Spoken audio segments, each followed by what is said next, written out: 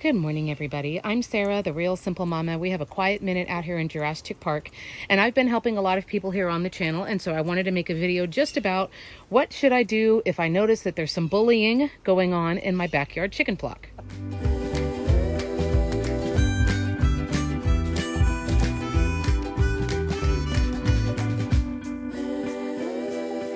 And so I'm out here with my girls. They've got some grubblies, and I wanted to talk to you guys because I've been helping multiple people out. You can see down in the video description my email address. You are always welcome to email me about chicken related things. I will say I do not have a degree in chicken psychology, though I wish that existed, and I am not a vet. So of course this is just my suggestions, my advice, but let me give you some things going on, and of course you can pick and choose the tips and suggestions that work for you. So here's the scenario. You have a group of backyard chickens, and it doesn't really matter how many chickens you have in this situation. It could be anywhere from 3, which is what I've been helping people with a lot lately, a flock of just 3 chickens, upwards of, 20, 55, whatever. So first of all, I have other videos where you could do a medical check. You can look and see if your chickens are is this normal pecking order stuff, or is this gone too far? So the 20-second recap is there is going to be some pecking order and some griping at each other, just like if you're at a daycare, right? The kids are they're going to fight over toys and be whiny and stuff every once in a while. But, and I know there's a plane coming, so I'll pause the clip. But when pecking order goes too far, and when you can establish, okay, this is not normal, this is bullying, is when I have 3 factors that I would look for. The first is that a chicken is bloody, and that makes a bad situation worse because chickens are, they see red, almost like, if you think of like a bull and a matador. So if a chicken's got a flesh wound and they are bloody, then the chickens will continue to peck at that bird even more, and so then it just exacerbates the problem. The second is if a chicken has bald spots because they have had so many feathers picked out, right, girlies? Then now they literally have bald spots, and that's not molting. That's like this one particular zone. Everyone is just like picking the feathers out of that spot. The third is that a chicken is afraid either to come down out of the roost, to, come down out of the coop in the morning, or they don't have access to food and water. So like I said, it's either, a chicken is bloody, they've got bald spots, or they don't have access to food and water and what they need just to have a regular quality life. That's where I would draw the line and say, okay, this has gone too far. So what do you do about it? I have, again, a whole bunch of different suggestions, and I'm not a vet, so just listen to this, think about what works for you. I know sometimes, my suggestions involve you have to have another space or you have to spend money or whatever, so just do what you can. The first is that if you've got a really, really small flock, and I just did a video here that you can see about the good and the bad of a small flock. One of the bad things is if you're looking at my girls right now, this flock has been together for a long time, but if, there was a recent death or you just recently put 3 chickens together or whatever, if you've got a small flock, 3, 4, 5 chickens, a lot of times that will be a problem because now you get 2 against 1, right? Or 3 against 1 or whatever. Excuse me. So that's the first thing, is if you've got a really small situation. The next is if you've got not enough space for all of your chickens. Chickens usually need at least 8 or 10 square feet of space themselves. And obviously that's not including the the roost bars and nesting boxes. We're not talking about the coop. We're talking about where they get to hang out during the day. So if they don't have enough space, again, think about a whole bunch of little kids crammed into the back of a van. They're going to start griping at each other and picking at each other, right? And you touched me. No, I didn't. He's in my space. So they need to have enough room, or they're just going to start bullying each other and driving each other crazy. Chickens can literally get cannibalistic if they don't have good living conditions, if they don't have what they need. Okay. So a couple of things that I suggest for you to look out for. First of all, if you've added new chickens recently and you didn't do a good quarantine process, I know it's not convenient, but I would go back and redo that. I have a whole playlist of videos here on my channel about chicken quarantine and behavior and things like that. When you bring in new chickens, they need to be quarantined in a separate spot for at least a week. It'd be great if you could do 2 weeks. I know we don't always have the space. I'm not saying you have to go buy another chicken coop or anything like that. But that protects your existing flock against any kind of diseases or pests or anything that the other chickens are bringing in. And it gives everybody a chance to kind of get to know each other. We have a new student, right? We're going to let them sit here. We're going to be really nice to them, right? They're coming on Friday. Instead of just you drop new chickens in and you let it be like Lord of the Flies and you're like, all right, everybody go. Good luck. I hope you don't So we need to be really careful with that you do a proper quarantine process. Again, if you are thinking about smart quarantine, another thing would be don't add just one chicken to an existing flock, because of course that one's going to have a target on their back. They're going to get picked at by everybody. For me, I have 3 chickens right now. They've been together for a while. My 2 black and white girls are older. They're like 6.5 years old. But I would not add, even with a flock this small, I would not add just one bird. Even with the proper quarantine process, I would add at least 2 chickens. That way, when you do finish the quarantine process and you are going to release the new chickens in with the existing flock, then even then, everybody, it's not new. We know each other. We know what each other looks like. We know each other's faces and each other's sounds. And then, the odds are more even. So the next thing, like I alluded to earlier, is that you want to make sure you have enough space for everybody. I know that not all of us have like acreage or anything like that, so I know we're doing the best we can. A suggestion that goes along with it, make sure you have enough room. But even if you do have enough room, or if you don't, you can also add diversions.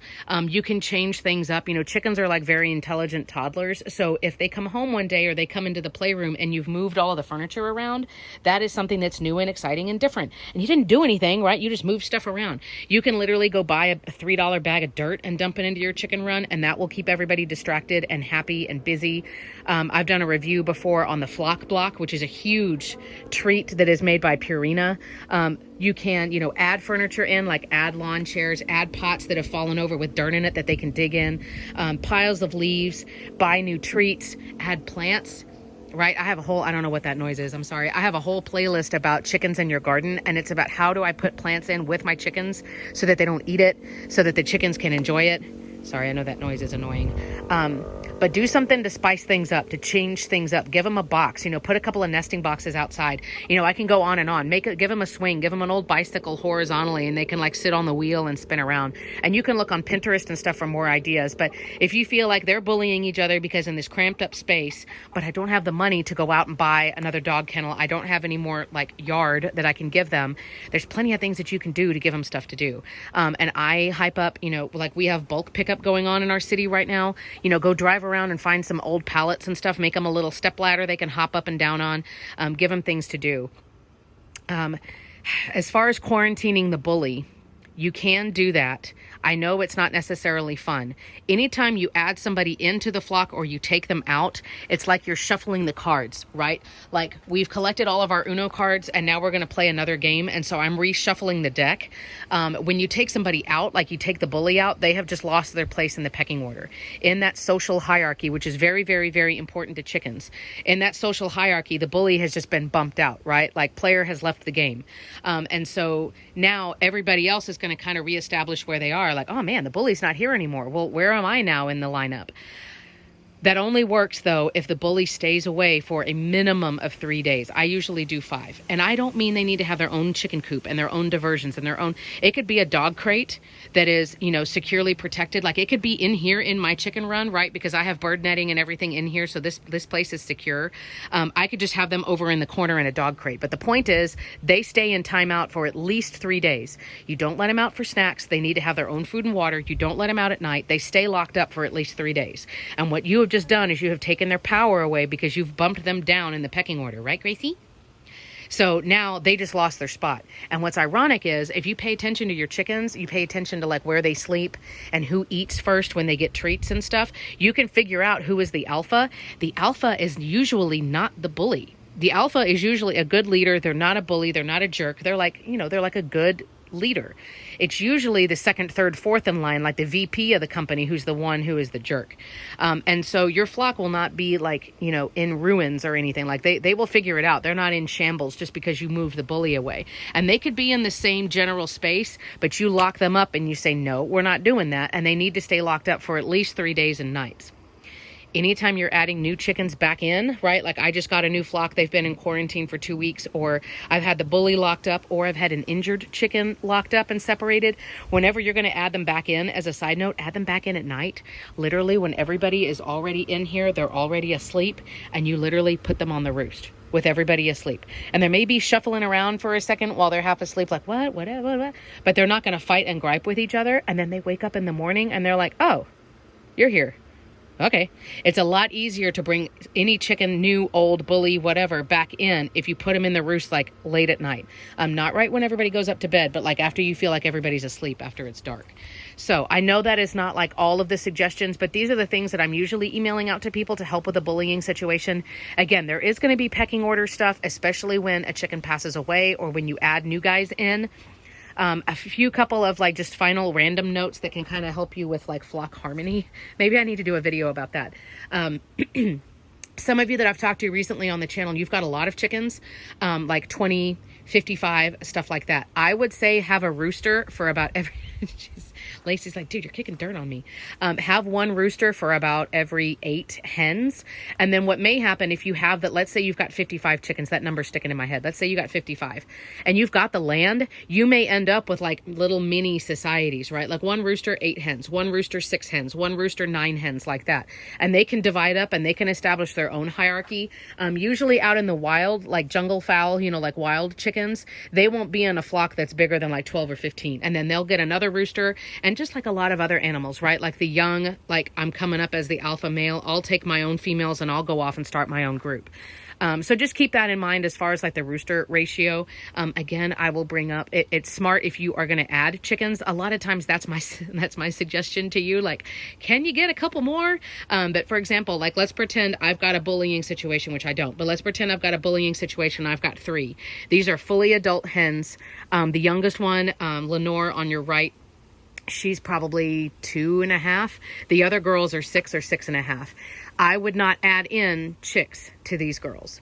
I would not add in bantam or frizzles or silkies to these girls, just because to me, it's like, that's, I don't want to say it's asking for trouble, but that's not going to be the easiest way to do things. The easiest way to do things would be for me to find young adult hens who are about the same size breed, right? This is a Barred Rock. This is a Wyandotte, and she is, an Australorp. Sorry, I was like, it starts with A. So I would not add in like tiny little bantam chickens here because they may not bully. It may not be a problem, but it's also kind of asking for it, right? Some people can successfully add in lots of different breeds, different feather types, different sizes, whatever.